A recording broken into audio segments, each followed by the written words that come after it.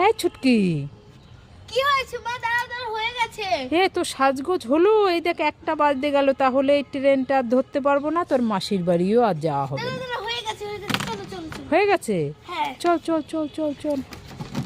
ও বৌমা, হ্যাঁ একটু দাঁড়াও না, আমি ক্রিমটা মাখতে না ভুলে গেছি, একটু মেখে আসি। হ্যাঁ ঠিক আছে, যা তাড়াতাড়ি তাড়াতাড়ি আয়।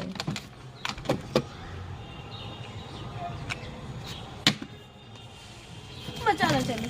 চল চল চল চল। ও বৌমা, কি হলো? আমি না লিপস্টিক মাখতে ভুলে গেছি, যাই না একটু মেখে আসি। হ্যাঁ যা যা।